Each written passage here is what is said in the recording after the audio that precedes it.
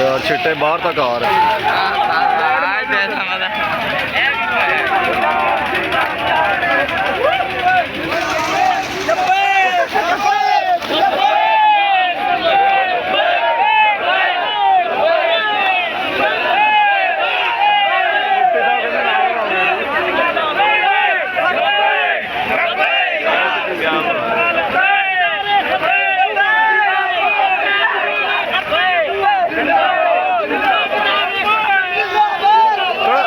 पीछे पीछे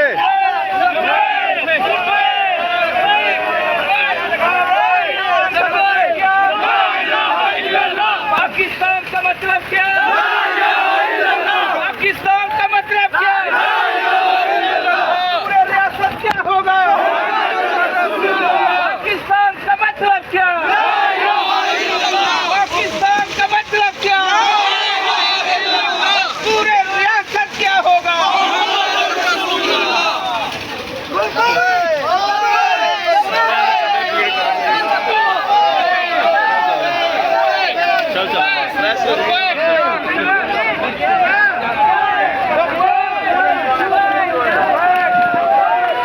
चल चल यार पैर गिले हो रहे हैं